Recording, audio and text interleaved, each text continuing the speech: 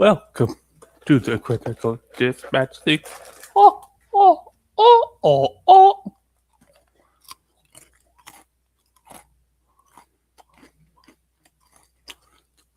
Welcome to Critical Dispatch 6, everybody. We got Mandie Ledkins. She's going to be joining us later. In the meantime, stick around. Talk, talk. Talkity, talk, talk, talk. Talk, talk, talk, talk. Talkity, talk, talk. Talkity, talk, talk. Talk, talk, talk.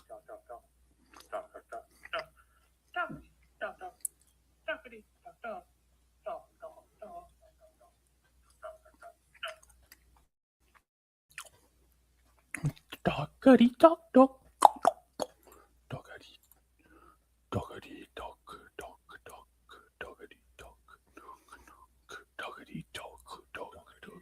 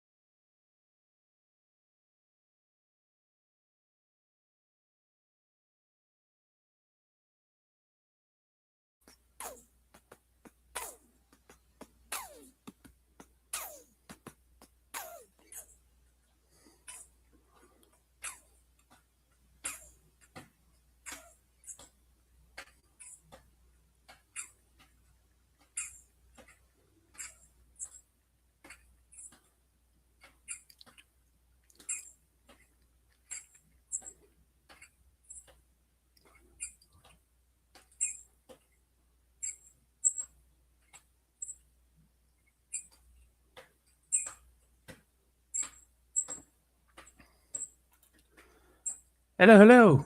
Test, can you speak to me? Hello. I can. Can you hear me? Yes. Is it loud because I'm outside or is it okay? Yeah, that's perfect. I'm just, this software that I'm using is brand new to me. I'm just making Okay. sure. I was just doing a quick test run. Yeah, sounds good. Alrighty. Welcome, everybody. We are the Critical Dispatch 6, your new favorite podcast. I do not know where Jacob is, but he will probably be joining us shortly. We got Mandie Ledkins joining us today. Now, Mandie Ledkins is the state senate. You are the Democratic nominee for District 16 of the state senate, correct? 14. 14. Close, close. Okay, I don't do numbers good. Bear with me. That's all good. Let me see where I shall call Jacob real quick. Oh, yeah, go ahead.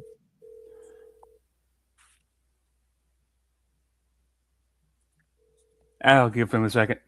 I'll give him a second. In the meantime, I'll just start talking. So, what was it that? Yeah, go ahead. What was it that inspired you to run for state senate? What was it that you felt needed to change? Oh, wow. Okay, that's a good question, Adam. So I do get asked this a lot, and I wish that I could say that it was like just one defining moment. There were several that kind of led up to this moment and this decision, but I will say that it kind of started with 2024 and when we lost the election.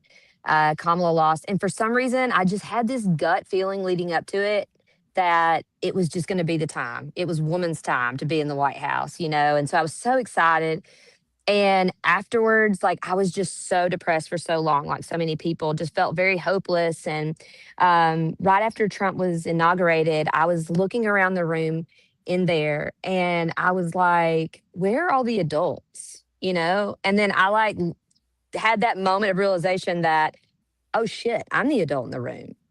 Like, I've got to step up. There's no reason why I'm letting these buffoons do this that literally are doing nothing good for us when, I mean, I'm more than capable of doing, you know, making better choices. And so I decided in that moment that I was going to run for something. I didn't know what it was, but in that moment, I started going to everything I could go to. I went to every training I could go to, any kind of community group, you know, the Democratic clubs, DSA, all of it, and just got really involved and decided on state senate because April Weaver has done a lot of really bad stuff that I don't agree with.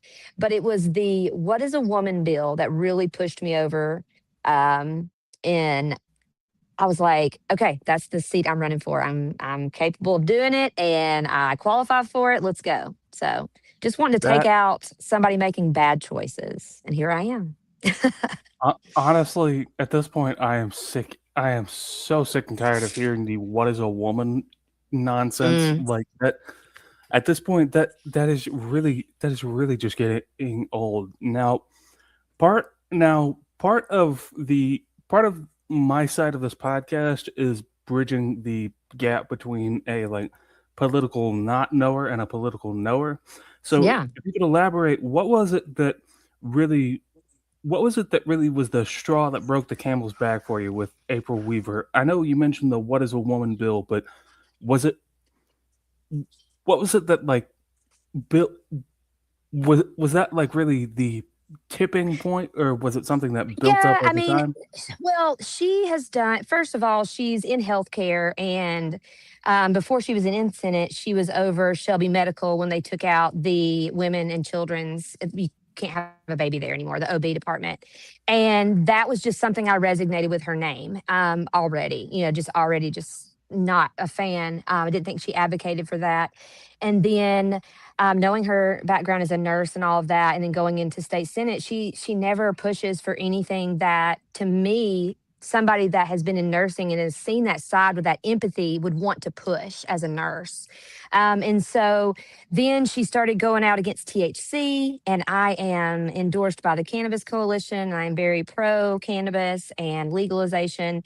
And I saw thousands of people suffering after, the closures of their stores and all these sorts of things, all because of people who, think that a plant is dangerous. But so that kind of started rolling me up, and then the What is a Woman bill came out, and she was on the floor and she was debating, and she said, just because a kid dresses up like an astronaut doesn't make them an astronaut.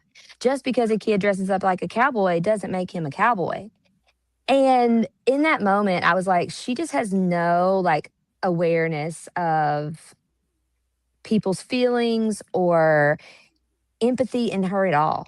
And that showed me that's why she hasn't done anything to expand Medicaid or do things that a state senator who really truly wanted to take care of the people of Alabama, she would not be signing these bills that are taking away funding from rural hospitals or doing those sorts of things. And so for me, it was very much a, first of all, she's not advocating for the things I would think, would be advocating for as her background, but not advocating for anybody. So, especially not kids. And I have 4 kids. So, in that moment when she was up there, just, feeling like she was tearing down children who are, maybe experimenting or questioning themselves was a big one for me. Like, you can say a lot of bad shit, but when you go after kids, when you go after people that are vulnerable and weak, like F you. Like, I am not, like, I do not stand for that. And so I immediately was like, that's the seat. That's it. Like, I'm doing that. Because she is one of the worst legislators in Alabama state senate, hands Honestly, down. from what I've heard from you just now, yeah, that woman sounds like a complete hypocrite, like a hypocrite to the point where she makes Donald Trump look genuine, like that. I mean, at least Donald Trump says out loud what he's thinking and feeling. She hides behind this persona of kindness because Ashley Dunham went down there when she was fighting for IVF rights.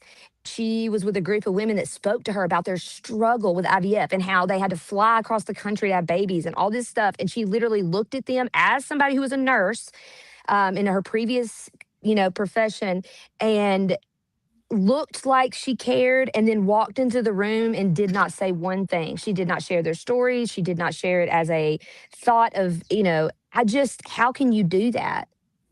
I don't know. I don't understand it. To me, there's something wrong with that picture. Honestly, I could not agree more. Like that, it really, one of the things that really agitates me about people like this is they're the laws for thee but not for me type. So I'm just honestly, that is sorry, I'm thinking and talking as I go. So just to No, you're good. Just to elaborate, you, in other words, felt that she was, in other words, felt that she wasn't like, in other words, she was more fighting for herself rather, she was more fighting for herself rather than the people she claimed to stand for. Would that be correct? Exactly. Yeah, she's fighting for a certain demographic and class, and I mean financial class of people. And it's very obvious because even by the things she attends and where she goes, and the legislation that she passed, that pushes, is all dangerous to immigrants and minorities and women and children. And so those sorts of things show me a woman that is very held by men and by being loyal to them, because the things she's passing hurt women. Why? I mean, how could you, as a woman, i- i- have experienced those things, know people that's experienced them in the hospital, and just be able to look past it? So I think it's for the wrong intentions, if you ask me. I definitely get that. I definitely get that. I am apologies. I am kind of flying blind here with the questions that I asked. That's kind of my ideal. Um, Oh, that's good. I am I am trying to bust out my sticky notes real quick to because I have ADD. Like I feel you on that. I have to write things down I have to write things down as I go. So you said that in other words, you that is the wrong thing. I was trying to open my notepad, but for some reason something else opened.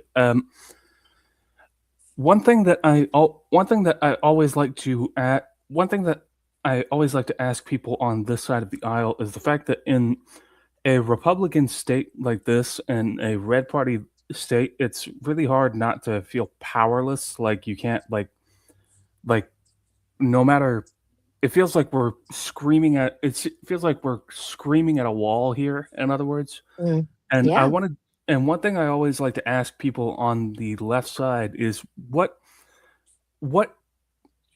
do you how do you how do you feel is a good way to combat that? A good way to like push Yeah. back against that feeling? That feeling. No, I completely know that feeling. As somebody who grew up with a lot of adversity, I came from a very poor family. There was so many times in my life that I felt like I literally, was powerless, like in all of my situations. So I know that feeling of feeling powerless. And so, especially in somewhere like Alabama, where we keep being told, you hear all the time, like, oh, they voted for this themselves. No, hell no. We saw just the other day only 23% of people came out and voted, and it's getting lower. And they say, well, it won't change unless they vote. They're not voting because you're not giving them anything to vote for. Don't just tell us to keep voting for the same things that are not going to change and do something different. They have to have a reason to go out and vote. And I will tell you this right now, I got so many messages this week. I got calls on election day. I wasn't even on the ballot until November, but I wasn't even on there. Do you know how many people reached out to me and said, I went to vote for the first time because I started following you and met three people through you, and I feel like I'm not choosing between two evils, and I went out and voted? I mean, that is powerful because they feel energy and a reason to vote. Like they are excited about the candidates and talking about stuff they can relate to. And we're tired of broken promises, right? So I think that when you're feeling powerless, look around and say, we're never going to be the money and stuff on our own. We don't have that, but we have the people power. And I think of every damn movie in the world that once all the people come together, you can take it back and shape it the way you want. And I think that for me, it's those little bitty like wins along the way. That's like, okay, only 23% of people came out and voted, but in Shelby County alone, like there were three times more Democratic ballots drawn than normal. That is a win. That is huge. That is showing that our voices, and those of us who do have the faith that we can change it, when you have power, your job is to empower somebody else. And so for me, when I feel empowered by the things that are going on around me, like this whole year, I've been traveling the state and seeing these really good people who like want to do good things for Alabama. I need to show that to somebody else, right? And that gave the power to those other people who eventually messaged me and said, "Hey, I went and voted for the first time today because I've been following you," or whatever. And those weren't even votes for me, right? That's sharing that along. And so I think it's up to the people who do have power to make other people feel empowered too, especially when people are feeling completely powerless. Because, it's kind of like hope. It's easy to say that, just look for hope everywhere, but it really is contagious. And I think that the problem is we've had people in power so long that don't know how to share it. And it makes you feel powerless because when you go to vote, nothing changes. So we've seen that decline. Only 13% of young people feel empowered and hopeful about the future. 13%. Why would they get out and vote when it's not going to do anything? So That's we have to give them a true. Hi. reason to get out and vote. We have to give them a reason. Like, I get so tired of seeing that, go vote, go vote. And I'm like, but why? And that's why I always tell people, I don't want you just to vote for me because I'm a blue Democrat. I want to earn your vote. Like, I want you to want to vote for me because there's something that Hi. I can give you. Hi. Hi. Yeah, sorry I Jacob was joining us late. now. No, I waited way too long to shower and everything. But Hey, we're this good. is this is listed now, right, Adam? I am fixing that right now. Okay, we won't spend too much time on that, but this is actually a perfect part of the conversation for me to walk in on because my first question is, so you identify as a leftist, right? And you can speak as much as you want to about that I may or may not know about what that means Yeah. to you, but why this is a hot topic. Why Yeah. should leftists work with or in or for the Democratic Party at all? I get what you're saying. And I've gotten this question. So to answer this question, we all have our, morals and beliefs based on our experiences. That's just where they're formed. And I became a Democrat when I was 9 years old, when Bill Clinton was elected. And I asked my dad, like, why did you vote for a Democrat? Why are people voting for Democrat? What's the difference, And this was also during Alabama history. We were taking Alabama history at school in fourth grade. So I remember like specifically talking about this. And he said that Democrats care about poor people like us. And I immediately was like, oh, they care about kids. They want to do things. And so for me, I've always identified the Democratic Party as the more like the wild cards, the underdogs, the people that just want to help each other. Over time, I mean, it's been, obviously that's 30 years ago. I'm 39. So over time, everything shifts, right? I mean, changes happen. The only constant is change. Now, people have become, I think, in the Democratic Party, first of all, over time, they've become less about the community. Community service is everything to me. And that's why I gravitate, like I'm also part of DSA. And that's because I started joining and doing things with DSA because they go into the community. And that's where you reach people. That's where you make people feel seen and heard. And so I still was involved with the Democratic Party because it still has my heart. And I still believe there are a lot of really good people left in it. And I do think that it's easier to start with something than nothing. And so I'm going to fight to save the Democratic Party. Now, I will tell everybody right now, if it's not going to work, if we see that it still continues after our generation comes in and says, hey, let's build this back up, I'm ready to start something new. But a lot of people aren't. And it's very hard to start something from nothing. And so if we can take what little bit of bones is left over and rebuild it, I think that's great. But we all know like sometimes that works and sometimes it doesn't. But here in Alabama, I've been really, really, really incredibly motivated the last year seeing a lot of the Democrats that are out on the ballot now, because a lot of us, if you ask us, are like, we grew up identifying as Democrat, and now that we're like in our 40s, it's like, wait, that's not exactly like, it's kind of shifting as far as we're seeing like, the people have been in there been so long, they're not in the communities anymore. They are just corporate, and they don't see it. So they don't know the realities that we live in. And so they're just becoming more of the other. It's becoming more of a top and a bottom class struggle, as we know. And so I think there are people in the Democratic Party, though, fighting to save it. And so I want to be one of those people because Democratic Party was, to me, titles used to mean so much. Like growing up, because I wanted to be associated with Democrats at the age of 15 because, they were the good ones in my eyes. And people tore me down, but I always saw that as a good, a good thing. I loved being an Auburn grad. I love this. I love that. And now I'm more along the lines of I hate titles because it limits you in a box. And then once you say you're in that box, people automatically, they don't want you to come out. And we all grow and change over time. So when I say that I used to would say I'm a liberal feminist, like in college, when I was an anthropology major and studying all these things and, just really learning about the world because that's how I described it. That's what I saw it as. But now I would never consider myself liberal because to me, liberal is expansive, but it's still part of capitalism and the patriarchy and still has more to uncover. Now I say left because I've moved even further to the left just because of the amount of empathy and the amount of, things I've seen, and I've seen what the other can do. Yeah, So I feel like when I'm I a good mix hear of both. when I hear liberal feminism, it's like the meme might be right. Like we need more female fighter pilots to bomb Iran. Yeah, exactly. Yeah. But back 20 years ago, even me that is feisty and wild, it's changed. Like it's changed over time. Like to me, like what these things really mean when you break them down. And also when you start over time healing and questioning yourself and seeing what your actual morals are, like what really matters to you.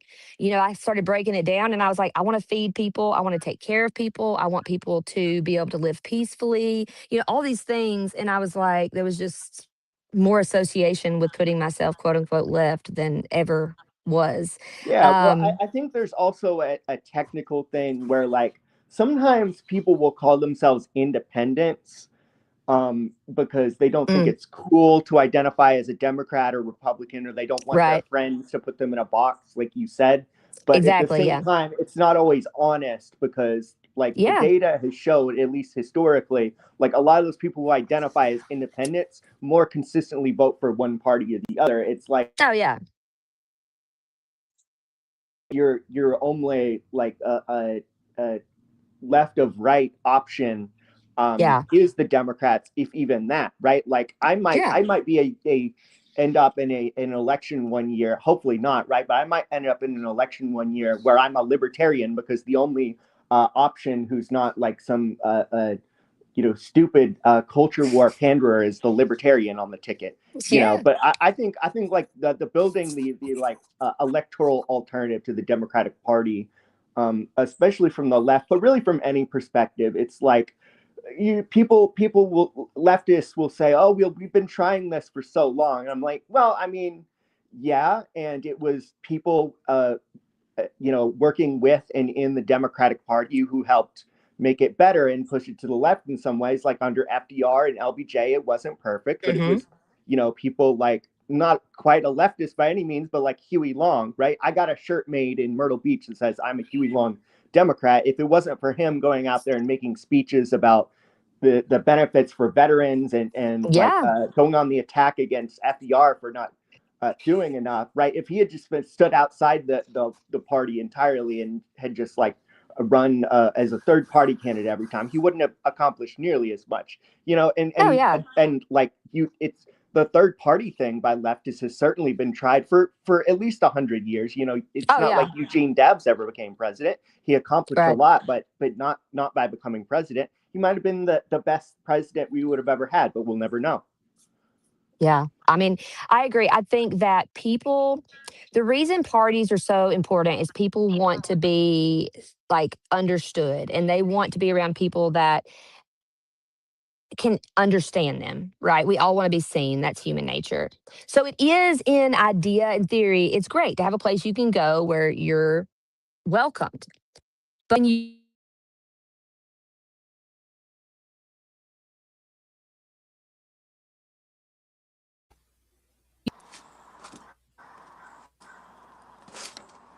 Okay, can y'all hear me now? Yeah, we can hear you now. I'm gonna stop moving. Okay. I think No, that I makes think things that it was worse. I think I got a call, and that might have done it. Oh, okay. Sorry. So the two party system, like we said, it boxes you in. But what the unfortunate thing is, and this is why I say I'm not your daddy's Democrat. Okay. The unfortunate thing is when you are loyal to a party, they expect loyalty at all costs. I am not a person that can be loyal at all, that completely to anybody except myself when it comes to something of integrity and it's going to hurt somebody else. Like in our own experience, that's why we have to have friction in our own parties. We don't need to be in an echo chamber. There needs to be, it's okay to me if somebody has, it's like when somebody has an uncomfortable opinion or something like that, I lean into that. Like, I ask questions about it, even if it makes me severely uncomfortable, because I want to be able to understand. Because they came most of the time to that conclusion for a reason, and I want to try to understand it and their viewpoint. And I think that within both parties, it's so like you're either on our team or not. That people are like, well, I don't want to have to do that. So that's where they go to being an independent or something else.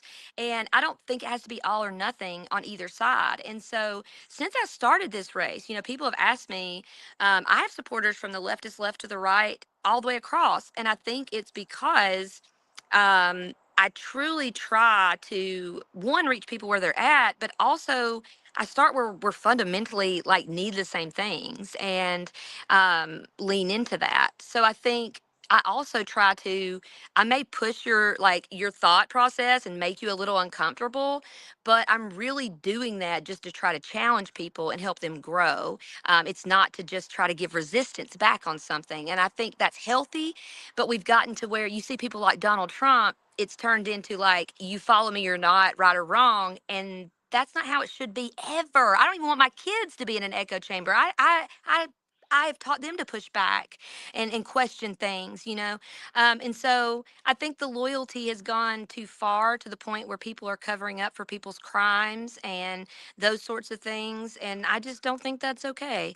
I think it's okay to like Massey, he went against his party and look what effing happened to him, which he should have gone against his party. Obviously, we know they've gone rogue, but even in the Democratic Party, you can be a wonderful candidate and support almost everything. But if you do something that, even if it's not even that controversial, if it's outside of what everybody else supports, they'll push you away. And I've seen that myself. I've been told to Yeah. not talk about certain topics. I Yeah. still Well, do it, but the difference is that so to me, like the Republican positions, right? It's just like your dad said when you were a kid that the Democrats are for the poor people, right? It's like Republicans are openly for like the robber barons and yeah, capital, right? Democrats are not openly for that, but right. at a certain level, most of the powerful ones have to play that game. So you'll see things, right, where it's like the line is drawn on Hassan Piker because of Yeah. Palestine, right? Because Mm-hmm. that's the big like DC Beltway thing is that you've got to support Israel, and if anyone Oh, steps out yeah. of line on Palestine, Israel, you don't even attack their argument. You just call them an anti-Semite and a radical and a terrorist and stuff. Exactly. Exactly. We got to stop doing that shit to people because even if, like, sometimes I won't actually think something is right, but I'll be like, what if this happened? You have to bring in the craziest, sometimes most uncomfortable stuff to be prepared for what's next and to also see what's going on. And that is uncomfortable sometimes. And our society in general is not ready for uncomfort. I mean, in 2020, people were crying about no toilet paper. So I just hate to tell y'all, there's a lot of people that are not ready to get uncomfortable in any facet of their life. But then there are people like us, and I think like me, who, even though it's uncomfortable to go into places sometimes, even with people on the right or people on the left, either one, I think as long as you go in with, hey, this is how I feel about it, this is why, and you take accountability for what your position is, and you're respectful about it, I try to just let people have their thoughts because they're gonna have that regardless of if you push back or not. Yeah. So obviously, I want everyone in the Shelby County a Democratic coalition that you've built to win, whether it's an open seat or a challenger. I think they're all challengers, right? They all have Mm. incumbents they're running against. Yep. Yep. Yeah, obviously I want them to all win, but we know that's not realistic. this may not be a realistic scenario ever either, but let's say you were the one Democrat to win in those races. What issues could you see yourself working with Shelby County Republicans on? Okay, so that's a good one. Honestly, so my number one push when I get to Senate is to expand Medicaid. And I know that you're like, oh, Republicans won't want to do that. Look, they're fighting to push against it. But I think that if we could go to them and show how the 10% investment is going to open all these rural hospitals and do all those things that we say they're going to do and actually show a plan for it, I could probably get some Republicans. Well, I hope you could get a few to cross the aisle now. What are they doing? Threatening you can't do legislation together? But I think that there's things like that, that it's like, hey, this would also help the people in your counties and make them want to vote, like other people throughout the state. I just think we're going to have to start pushing for the things that really matter and showing the Republicans why it matters to us, not just yelling about it and fighting about it. It's got to be the context behind it. I was hearing even AOC was talking about how when you get to a certain position, all you have are the people coming in and peddling to you and telling you, the lobbyists, and telling you things. And so it's so important to have the context and be out and be able to see these things. And that's where we're missing in politics too, is like you've got to stay involved. And that's something I really think that I would push for as well. Like you've got to be in the communities, and it's got to be held to that, because if you don't, then you don't stay grounded to what your communities need. And that's where you get to where power and influence just starts buying you out, and that's all you're looking at. You're not looking at what actually needs to be solved. And so I think that's really what I would push. I would start with the Medicaid, something that I know it seems controversial for Republicans to want to join with, but I think if Democrats win, like say we have this blue wave in Alabama, they're going to have to start doing some stuff with us anyway. So why not do something that would be good and benefit their people? And maybe we could show them that. Because I'm never going to go in and be like, hey, let's pass gun law reform. Like, you know what I mean? Like, it's just not going to happen right away. Yeah, well, I mean, what about, I think there's a lot of like local infrastructure things where Oh, yeah. yeah, I mean, you could even go so far as like that you could round up some kind of grant money for like buses for disabled people with Oh, yeah. disabilities to get where they need, because like the For gas, hospitals, that's what I want to do. everyone knows that the gas prices are so bad right now, and most Yeah. normal Republicans do love their disabled family members. Yeah, I think that that would be like you're saying. That's one thing too of transportation to hospitals and things like that. There's hospitals in Alabama that are like, for instance, in Bibb County, there's a really great hospital, and one of the things that makes it so great for the people in that county that use that hospital is they have shuttling service to the hospital. And so even though it's a rural area, they have that. And so that's something that's in April Weaver's district, that it's like, hey, we need to take those same sort of things. And even if we have to get a grant or whatever else to cover it, like we see they work. You know what I mean?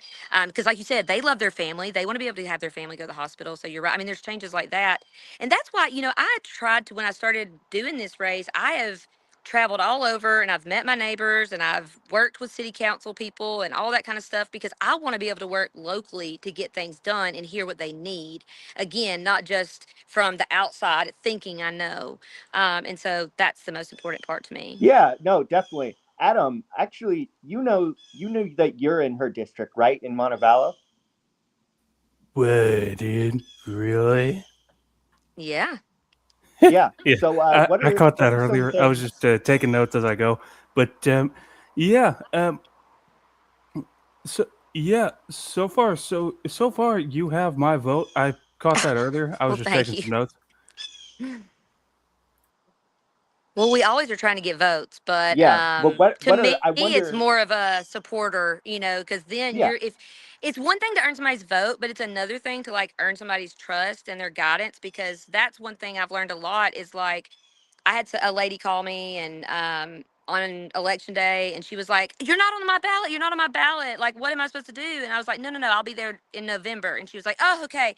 She's like, "I've been running around all day telling people to vote for you." So it's not just yeah, that one person. If you get somebody really committed, then word of mouth is everything. So I think it's also getting them inspired by you and not just vote blue no matter who or whatever. Like I really don't want now the other day somebody did tell me, they said the main reason I started following you is because you're not April Weaver. And I was like, okay, I thought maybe it's because it was cool, but you were following me. But if that's the only reason, I'm okay with that too. So if you want to vote for me because I'm just not April Weaver, I'll take those votes too. Yeah, no, I mean, at the same time, I think you are like kind of naturally a good politician for this moment because you're like attractive and you're not boring. You know what I mean? Well, thank Like you. you're authentic in a way that like probably a lot of consultants, especially for in like the district you're running in, would tell you not to be. But it's like, who cares? Like everyone's telling you that the deck's stacked against you anyway, so just like go for it, Oh right? yeah, yeah. Well, okay. So when I started this race, I was actually trying to decide between a couple things I was going to run for. And now that it's over, I guess I go and say I've never said this publicly, but I was trying to decide if I was going to run for lieutenant governor or state senate. And I didn't really have the qualifications I felt like to be lieutenant governor, but I do know that I have a powerful connection with people, and I would be able to spread the Democratic message very well. Like because that's just what I do is communicate well, and when it came down to it, just resources wise, and I have 4 kids, and just the time, I just am not at the point in my life where I could do that. But statistically, we were looking at it, and the probability of me winning a state race was just about as much as winning the reddest district in Alabama. And I thought, but I can knock every door in this district. So it may be impossible to some people. The whole thing may be impossible to some people. But I mean, like you said, what do I have to lose? April Weaver was given this seat as state senate. Like nobody ran against her twice. Like, how do we know unless we try? Even if I only get 10% of the vote. I mean, that's still some of it, right? Like, I came into this to win. I have every thought process. Like, somebody asked me on a podcast one time, like, what I was going to do if I didn't win. And I was like, oh shit, I never thought of that. Like, just because, like, I came into this, like, I'm doing this. But it's also, this is not just about one seat to me or one race. This is going to be the next 20 years of my life because I've always been an advocate, but I never thought that a poor white girl from Alabama could run for office. And I've been proven wrong that they can when they get out there and they have a message that people can agree with and that motivates them and sees them. And so I just want people to see that we can get our ordinary people back in office. We don't have to rely on these rich adults who are just trying to tell us what to do. They're not our parents. We are supposed to be collaborating. It should never be our government telling us what they're doing to us. It should be our government telling us what they're doing for us. Because I am so fucking tired of politicians going up there. And I'm not a politician. I tell people that all the time. I'm an advocate I'm trying to be a politician, but I will never become like that because I stay grounded to who I am. And even in those moments where it's like I had question and I get pulled into, hey, maybe being palatable because it's easier for people, I pull myself back and I say, but that's what old Mandie would have done because she was scared, or that's what, these people who are following me, they need me to say this because that was the conviction. And so at the end of the day, I mean, what do I have to lose? If they want to attack me for everything that I am, go right ahead. I mean, they're not going to say anything worse about me that I hadn't thought about myself at some point in my life. So I just, go right at it. But now Yeah, somebody else, they better not mess I with. think Trump, I think one thing that like Trump and like the MAGA people proved is that like yeah, there is privilege, right? You are going to be it is coming from in their case a place of like you know rich white men will always We get know better than judged, you. yeah, get judged, yeah, seen as better than you, just for being them. But And they're also the it's bully like and the victim.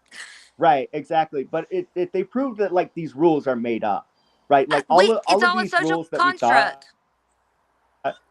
Dude, yeah, that's That's all it what is. now? We literally create this. Like we wake up, somebody woke up and said, what if we took that and made it a trampoline? Like I'm telling you, we created all this. We can choose.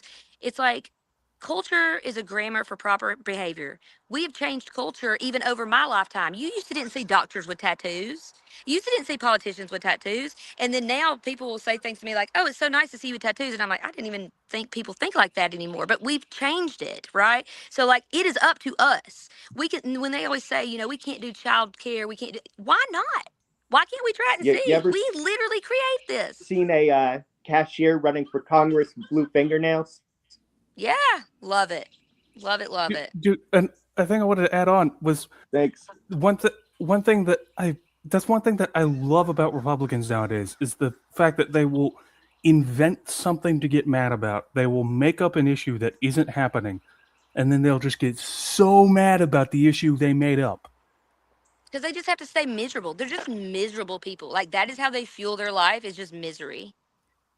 I have no Oh idea yeah, but why. that's what April Weaver's like thing was that got you you said it inspired you to jump into that race was Yeah, like so like the the trans women in girls sports thing, right? That is a extremely made up issue in the sense that like exactly.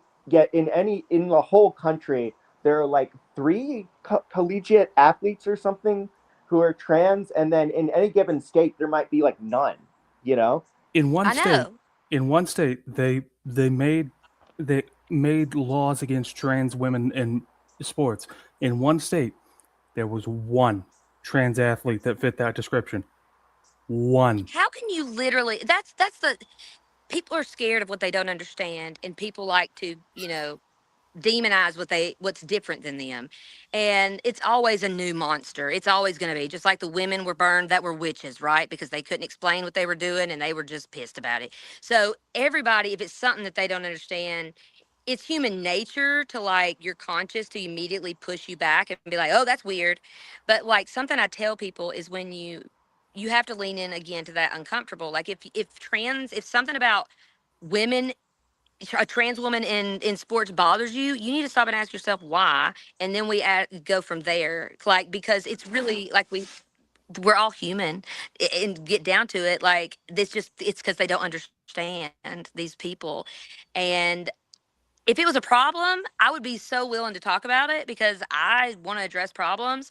But like, tell me, like you said, where in Alabama? Let's just talk about Alabama because that's what I'm running to do. I can't affect the country at this point, but where is that a problem? Like, where? Let's go to that. Like, let that school board solve it. Like, let's do it. But like, why are we? But we do have a problem of 200,000 pregnant women dying every year because of pregnancy related things in Alabama, and black women and things like that. Those are real issues that I can show you. But these people with these trans women, we're going to prevent that. I'm not worried about you and what you think is going to happen. I'm worried about what's happening now and we're getting drugged behind on. And so in my house, I don't know about y'all, but there's a lot of shit and it never gets done, all of it. Okay. I got 4 kids, that you got bills, but you start with your priorities. You start at the top of the list and you say, we have to have a place to live. We have to have a place to eat, those sorts of things. We have to take a bath.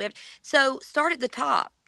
If there's something that's not even close to an issue like what they're making up, all these men and women's sports, let's just put that down at the bottom in the parking lot. And if it comes back up, we'll deal with it. But it is not even on the table. It is not even something that's happening. So I just don't understand why we're putting our time into something and their energy into something other than the emotional part, right? They just want to get people's emotions involved. But when you come down to practicality, and like these men say they're businessmen, in their business they wouldn't do that. They would not spend all that time solving a problem in their corporate office that was not real.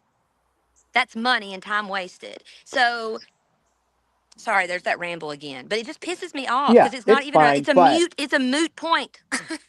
I wanted to ask, speaking of solving problems and making people uncomfortable, what taxes should Alabama raise and on who? Taxes. Is that what you said? Yes, what Okay. taxes should Alabama raise?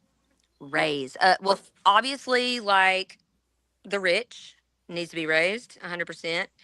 But I do want to say this. We have like the third highest sales tax, like in the nation here in Alabama. Like it's ridiculous.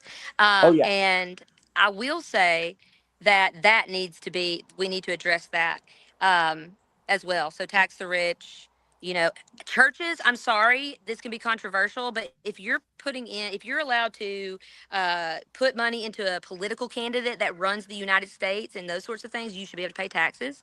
And I also think that property taxes are very patriotic and they go to things like our schools, and so I will always believe in those wholeheartedly, as long as we're doing things that people can still afford to live and it's not, constantly Yeah, yeah, going and up and things. if people are complaining about property taxes either on their own behalf or on other people's behalf, right?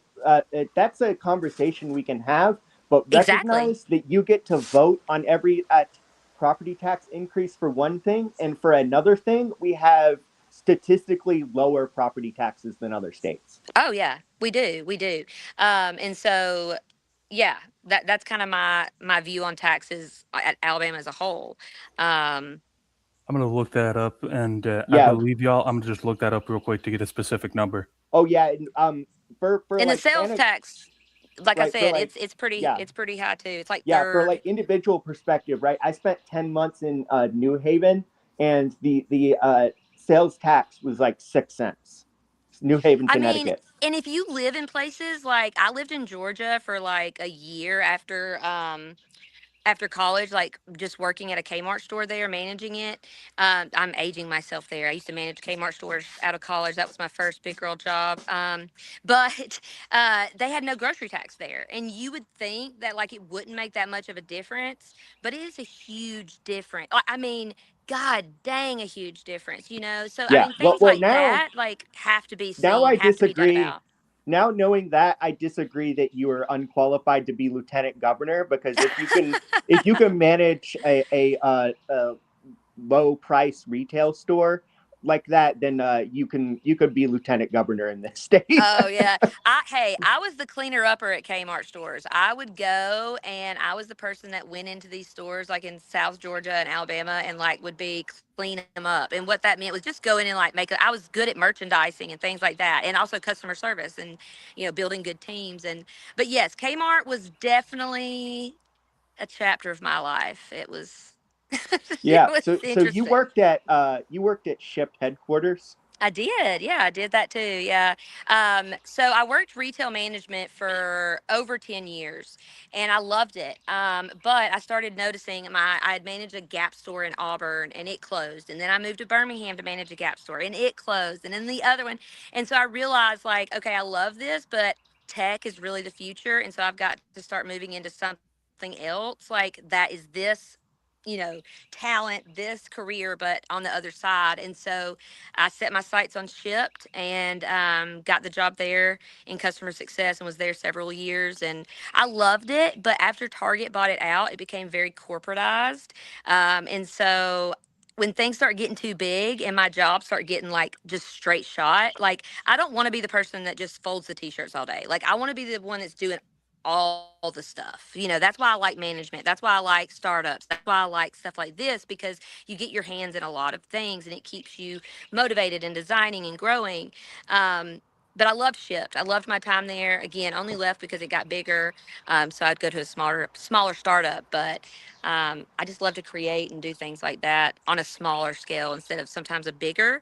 Um, but I think now I'm realizing that there are certain things that you can make to scale and use big, and then there's some things that just don't work on a bigger scale. If that makes sense. Yeah. So your alma mater is Auburn, so War Eagle. Yes, War Uh, Eagle. we both Yeah. we both graduated from University of Montevallo. I was a Oh, history nice. major. I was a pandemic graduate. He Oh, wow. graduated a couple years later with a degree in tech. He had a couple Oh, minors nice. before that. He was or majors before that. But anyway, I wanted to know what would you do for the University of Montevallo Oh, I as love a that. legislator? Yes, I love that. Well, I do want to say that Montevallo is, I live in Alabaster, so Montevallo is like 15 minutes and I'm there all the time. And it is like a beacon of hope to me. It's just a sweet community that I just love the people there. And I think that particularly in Montevallo, especially being the kind of university it is in this big red sea of Alabama that we're around. Like I, especially in recent years, I've noticed that the things that Montevallo and these more liberal colleges are known for because of the outside, they're starting to not do as much as they would have in the past and be as outspoken about things because of they're scared they're going to lose funding, especially they're going to be targeted before others. And they already have. We're seeing this. They're losing majors, they're losing things. And I think that that is something me coming from this world that I would start revitalizing those creatives, those artist voices, those different, the uncomfortable, right? And that's what those universities are known for, is giving us these. I was an anthropology major, so those niche things, it's so important sometimes to be in those communities and to highlight those and encourage that to keep coming out of there. So I think they still would need, like, to me, I see that going away in little universities like that. And we don't want to lose them to the conservative bubbles and stuff, right? We want them to stay a place where people can go and expand and learn and make their own choices. So I think just trying to make sure that I'm being an advocate for keeping the diversity there and keeping the programming that makes it so great. Yeah, Yeah, that was a academic ramble. freedom instead of like state Yeah, political engineering. exactly. Yes. I have bad Yeah. news on that front. The UM has a chapter now, so it hasn't Yeah. gotten much better. Yeah. I've seen that. Yeah. And Now, I'm just like, I went to thanks Well, for do they have a Auburn. now. DSA chapter yet? No, but That would be interesting if they had a DSA chapter with like an office across the street from yeah. the TPUSA. Honestly, I mean, I could like kids are going to be kids, and like that would be a hard crowd for them to get along. But honestly, like if there were people can join organizations like TPUSA for a lot of reasons. It was, Yeah. I tried to stay out of all that with Charlie Kirk. I wasn't a fan of the guy, but I'm also not going to necessarily celebrate the murking of a private citizen. So Oh, yeah. it's like Same. there could be kids who are like kind of conservative or contrarian to begin with, and they join TPUSA because of that. I don't think you're necessarily a bad person if you join No, TPUSA. You no. might just be a bit You're misguided, and there looking for could be, something. yeah, and they're like, whether you're in DSA or TPUSA or the Baptist campus ministry or the Catholic campus ministry or like the little like arts guild or whatever they've got going on these days, you're all trying to find yourselves and develop your ideas. I was developing my ideas. I was well, I won't go into all that, but we're if you stay the same person you were from like before your brain was developed to like when you're like 33 or 60, that says a lot about you. Oh, you know yeah. Yeah, you're supposed to be growing and changing and challenging things and finding yourself. Like I remember sitting in therapy. I'm a big advocate of mental health. I'm in therapy every week.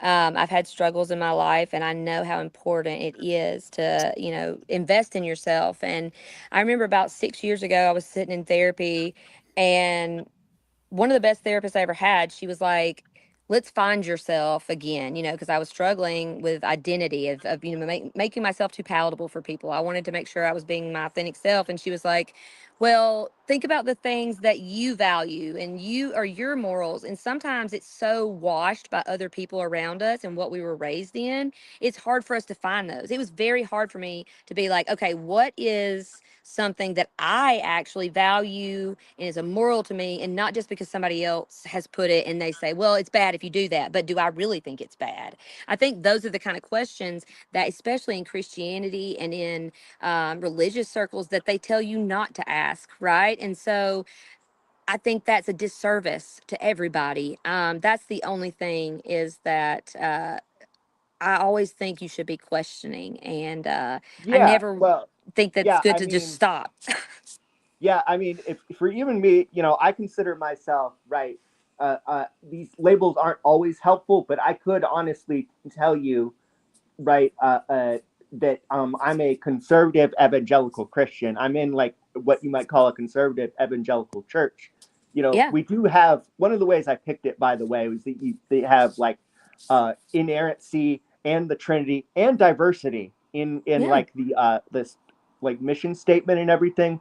But it's like part of like the tradition of like in rigorous intellectual like churchmanship is like the catechism, where you have a bunch of questions. And that was also, that's also a big a Jewish tradition of like, I may be oversimplifying this, right? You just imagine like sitting around, a bunch of rabbis sitting around a table asking each other questions. that's how you like deliberate and work things out. Mm, So I think yeah. that's always disappointing, whether it's in like politics or religion, if people are like scared of the questions. Like even if it's questions like why, like there's a whole field of theology called theodicy, which is like, or I can't remember what it's called, but whatever it's called, it's like the form of theology that deals with kind of the scariest question for a believer in Oh God, yeah. which is like, why does God let us suffer? So Mm-hmm. I think that's for my, I try not to be like overly defensive of any kind of faith in a way that will annoy people, but I think that's questioning is very important to my personal spirituality and to my like tradition. You know what I mean? Yeah, I think so. For me, I grew up very Christian. My family wasn't, but I wanted that community because I have always desired to be around other, good hearted people and have a good, and that's all I've ever, looked for is just other good, morally good people. And I spent a lot of time, in church every time the doors were open. I dated a preacher's son for 4 years. So, I mean, I spent the time in church. When I went to college, I started questioning a little bit, just because I started taking anthropology classes and I started studying other culture and started asking myself, well, what really is truth? I mean, everybody's truth could be different. And I wholeheartedly might believe something till I'm about to the grave with it, but somebody else might not. And so, I struggled a lot with what my spirituality was, what my faith looked like, even though I had known the feeling of faith literally saved me growing up through a lot of really hard times.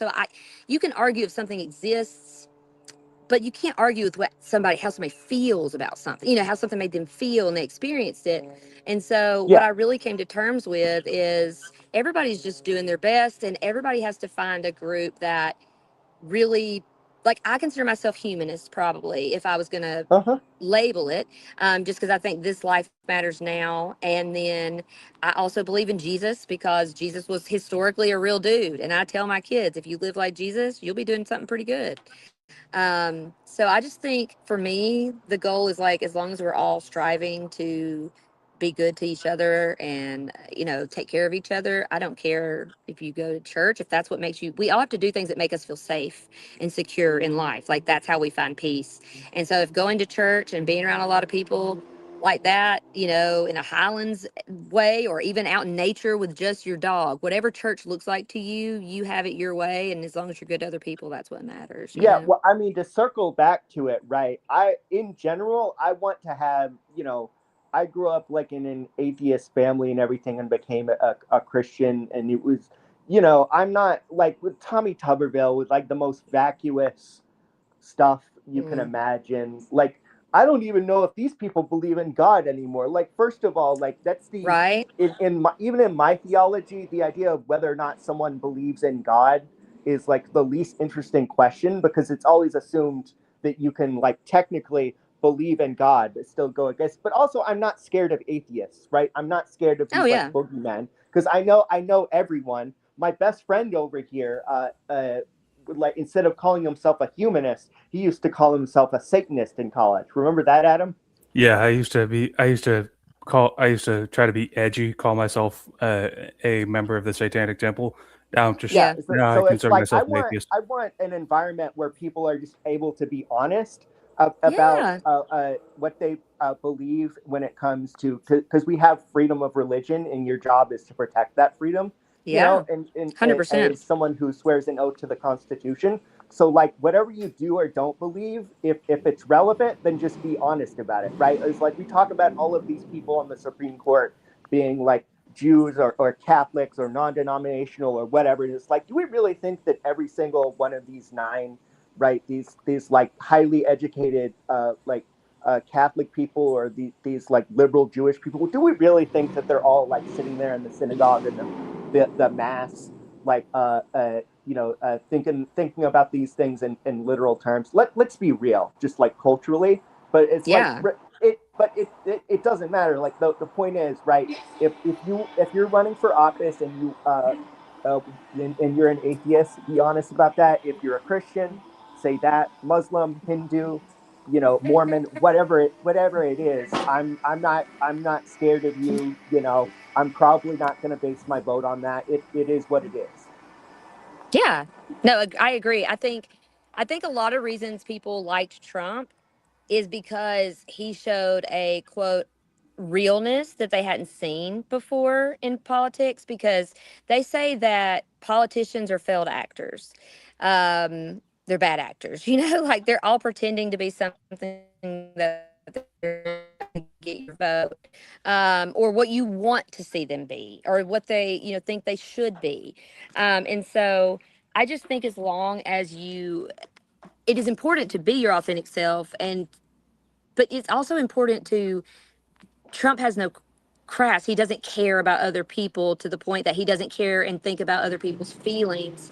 And if that's who you are, then gosh, sorry, my neighbors are doing something crazy with their big music. If push comes to shove, what I can do, I might be able to filter that out. I Well, we're am. running up I'll probably against go. time anyway. So, where Oh, should yeah. people go to support you? Well, they can find me on my website, which is mandieforalabama.com. That's Mandie with an IE, so MANDIE for alabama.com. And then I'm also on socials as Mandie for Alabama on TikTok, and the same on Facebook and Instagram. All right. This is it's been great as I expected. I'm sorry again that I was late. No worries. But yeah, this has been a critical dispatch. Yay. Thanks for having me, guys. No problem. I'm gonna leave the screen up for just a second because I just put up your social information. Okay, thanks. Yeah, y'all don't have to stick around. The thing will show for just a few seconds extra. Okay, thanks. Of Bye. course. You have a good day. Anyway, that was Critical Dispatch 6 with Mandie Ledkins. Right here on your screen. It's going to be the information to see to support her. Thanks for joining us. You have a good day. Oh, and for people wondering, Adam, why did the stream go live midstream? That is a mistake on my part. We've been broadcasting this whole time on an unlisted stream, which I just fixed midway through. You'll be able to see the whole thing after the fact. My apologies. Thanks for watching. Join me later tonight for Critical Dispatch Gaming. We're going to be finishing Horizon Zero Dawn. Anyway, thanks for joining us. You have a good day.